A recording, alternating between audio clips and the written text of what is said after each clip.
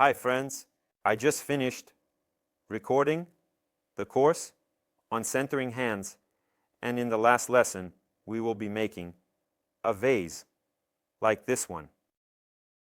From the outside it looks very complicated, but everything complex, as we know, is always made up of simple parts.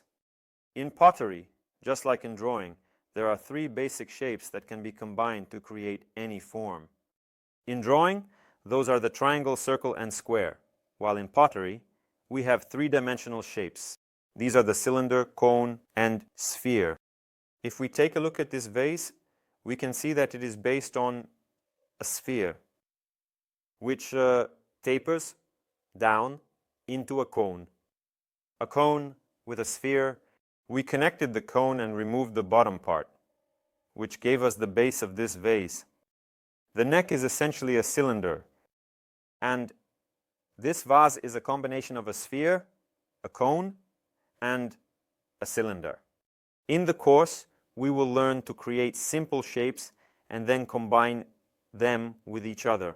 We will be getting to something more complex. In 2 months, that's the duration the course program is designed for. We are with you.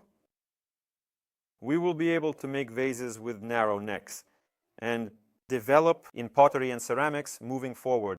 This course has 8 modules, and by going through them step by step, we will improve our pottery skills. We'll start, of course, from the very basics.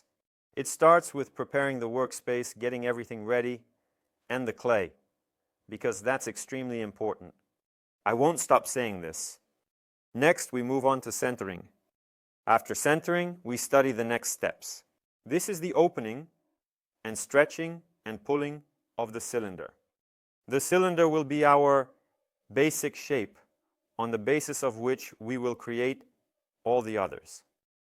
I'm going to tell you what shapes we will be practicing, so that you have an idea of where we are going and how we are going. So, from the cylinder, the simplest thing we can do is to open up the walls a bit and create a cone. An inverted cone which is truncated at the bottom with a base. After that, we will learn to make a hemisphere. It will again be truncated. We're just rounding up the walls of our cone, and we end up with a hemisphere. We'll do the same with the upper half of our sphere. We already know how to make a hemisphere. In the upper half of the hemisphere, we first make a cone. Then we learn to round off its walls, and then we connect these two halves together. And we already have a sphere. After we've worked on the sphere, we already have a cylinder, cones, both inverted and regular, and actually the ball itself. So we already know how to make all the basic shapes. And after that, we will combine these simple shapes and create all the variety of vessels that we can. Sounds like a plan, right?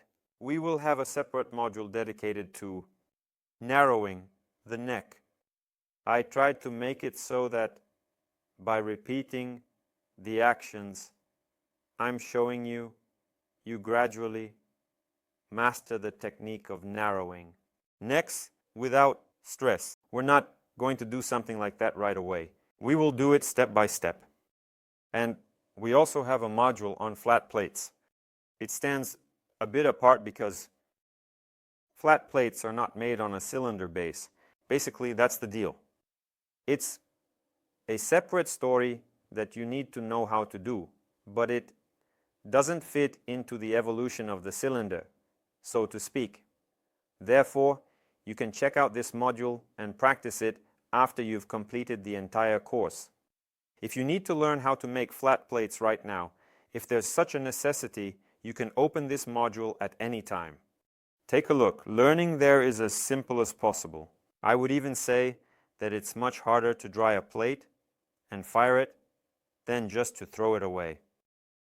Throughout the entire duration of access to the course, I will provide you with comprehensive support in the form of feedback, in the form of explanatory videos.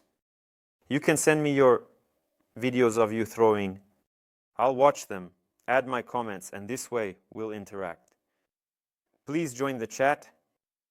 All the action happens right there. That's where I post new materials. That's where I provide feedback, so please join the chat if you haven't already. Right now, I want to wish you success, and remember that my goal is to help you achieve results. So I urge you, don't hesitate to reach out for feedback. I'm always ready to help.